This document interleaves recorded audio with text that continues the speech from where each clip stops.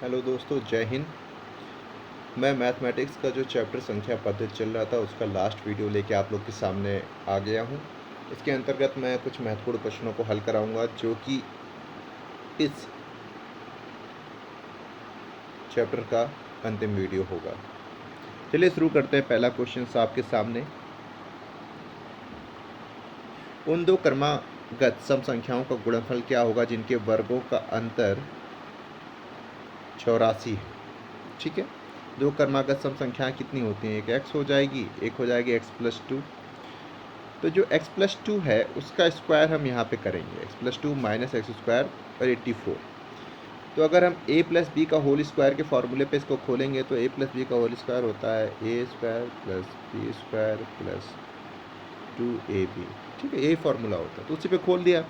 a square की जगह x है तो x square plus 4x minus x square equal to 84।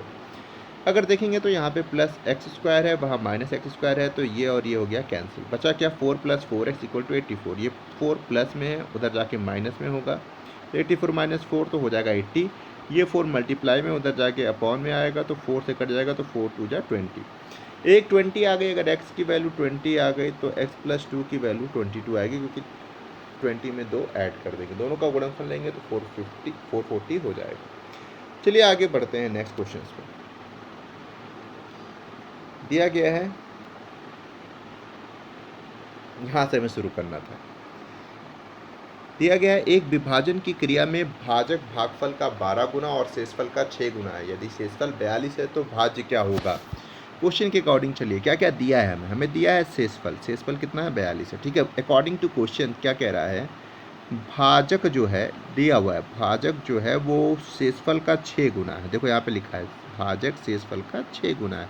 तो शेषफल अगर 42 है तो भाजक कितना होगा? तो 42 गुणे 6 252 होगा। समझिएगा मेरी बात। फिर कह रहा है भाजक भागफल का 12 गुना है। तो जो भागफल है वो भागफल गुणे 12 इक्वल टू 252, क्योंकि ये भाजक आ गया। तो भाजक का कितना है? वो भाजक का 12 गुना है। तो यहाँ से हम भागफल की वैल्यू निकाल लेंगे। क्या होगा? जो गुणे में जो हमारा 12 है वो 252/12 हो जाएगा अगले टर्म में, और जब हम इसको 12 से कैंसिल करेंगे तो 21 आ जाएगा। तो भागफल हमारा कितना आ गया? 21। अब सभी को वो फार्मूला पता है जो कि मैंने पहले लेक्चर में बताया था, भाज इक्वल टू भाजक गुणे भागफल प्लस शेषफल। भाजक आया हमारा, भाजक 252 आया, यहाँ से हमने वैल्यू निकाली थी, और भागफल अभी हमने निकाला था 21।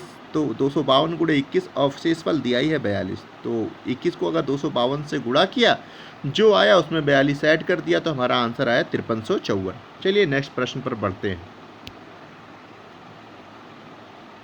एक भिन्न दिया हुआ है, एक सीरीज दी गई है भिन्नों की। इसमें बताया गया है कि इसको पूर्ण संख्या बनाना है, यानी ये फ्रैक्शन में ना रहे। अगर इसको पूर्ण संख्या बनाना है तो इसमें क्या ऐड करेंगे? तो देखो ये पूरी की पूरी भिन्न दे रखी है। इस भिन्न में जो ये पूर्ण नंबर है, जैसे 3 है, 6 है, 4 है, ये सब जो है अगर हम इनको सॉल्व करेंगे, चलिए सॉल्व करना शुरू करते हैं। तो ये जो पूर्ण नंबर है इनको हम अलग ले लेंगे, इनको काउंट नहीं करना, क्योंकि हमें पूर्ण संख्या चाहिए। देखो पूर्ण संख्या चाहिए तो इसका कोई काम ही नहीं है। ठीक है, 64 का। तो हम क्या लेंगे? 2/3, 7/12 और 9/36। आपको पता है अगर 3 12 36 का एलसीएम लेंगे, एलसीएम क्या होता है? अधिकतम संख्या। तो 36 आएगा। तो 36 आएगा, तो 36 अगर यहाँ बनाएंगे तो यहाँ पे अगर बनाएंगे तो ये हो जाएगा, 12 से गुणा करेंगे 3 में, जैसे 2/3 है और इसको नीचे 36 बनाना है, तो 12 से गुणा करेंगे। 12 से गुणा करेंगे तो ऊपर भी 12 से करेंगे, तो 12 दूनी 24। देखो यहाँ 24/36 आ गया। प्लस इस 12 को भी 3 से गुणा करेंगे 36 बनाने के लिए, तो ऊपर भी 3 से करेंगे, तो 7 3 21 आ जाएगा, तो 21/36 आ गया। ये 36 दिया ही है तो इसमें कुछ गुणा ही नहीं करना, तो ये 9/36 ऐसे ही आ जाएगा। देखो बेस बराबर है, जब बेस बराबर है तो ऊपर की संख्याएं जो भिन्न में होती हैं जुड़ जाती हैं। तो 24 21 और 9 को जोड़ेंगे तो 54 आएगा। 54/36 आया। जब इसको हमें 9 से काटा तो 9 चौक 36 और 9 चक 54। फिर 2 से काटा, 2 तिया 6, 2 दूनी 4। अगर हम इसको चेंज करेंगे, डिवाइड करेंगे 2 से, तो एक तो पूरा आएगा और हाफ आएगा। अगर हम इस हाफ को ख़त्म कर दें तो हमारा ये पूर्ण नंबर होगा। तो यानी कि इसमें अगर हम हाफ और जोड़ लें, देखो 1/2 बचा हुआ है, अगर इसमें 1/2 और जोड़ देंगे तो सॉल्व होकर आ नहीं जाएगा 2/2, और ये कट जाएगा तो आ जाएगा 1।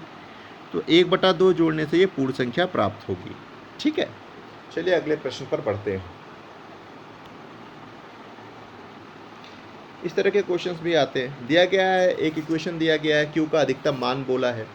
तो दिया गया है 5p9 और 3r7 + 3q8 = 1194। देखो एक चीज़ और रखो, पी और आर को न्यूनतम होना पड़ेगा। अगर हमें क्यू का अधिकतम मान लेना है तो पी और आर को न्यूनतम लेना होगा, और किसी भी संख्या का न्यूनतम मान वो 0 होता है। तो कुछ नहीं करना, हमें इस इक्वेशन में पी और आर की जगह पर हमें 0 रख देना, जो कि मैंने रख दिया। देखो एक यहाँ रख दिया, एक यहाँ रख दिया। ये हो गया 509, ये हो गया 307, ये हो गया 3q8, और इधर 1194 दिया गया है। इन दोनों को जब ऐड करेंगे तो ये हो जाएगा 816। ये प्लस में था, इधर आके हो जाएगा माइनस में, और इधर बचेगा 3q8। जब इसको माइनस करेंगे तो ये आ जाएगा 378 और 3q8। देखो 3 की जगह पे 3 है, 8 की जगह पे 8 है, तो q की जगह पे जो होगा वही आएगा ना। q की जगह पे 7, यानी 7 हमारा राइट आंसर। आगे बढ़ते हैं। एक पूर्णांक n दिया जाता है और दिया गया है कि अगर 6n + 3 का स्क्वायर को 9 से विभाजित करने पर शेषफल कितना होगा। याद रखना, इस तरह के टर्म्स को अगर हम क्या करते हैं, इसको वैसे भी कर सकते हो। देखो यहाँ पे मैंने खोल के दिखाया गया, अगर कोई इस मेथड से समझना चाहता है तो उससे भी कर सकता है। इसकी एक ट्रिक होती है। दिया गया है 6n + 3 का स्क्वायर, यही तो दिया गया है। अगर यहाँ पे n की जगह हम 1 रख दें तो क्या होगा, तो 6 × 1 + 3 = 2। जब सॉल्व करोगे तो क्या हो जाएगा, 9 का स्क्वायर।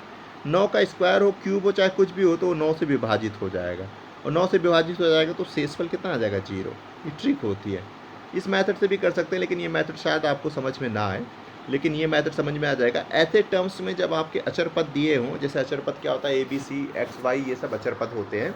अगर अचर पद दिया गया हो तो उसकी एक वैल्यू आप मान लीजिए, 1 मान लीजिए, 2 मान लीजिए, कुछ भी मान लीजिए, उससे आपका उत्तर आ जाएगा।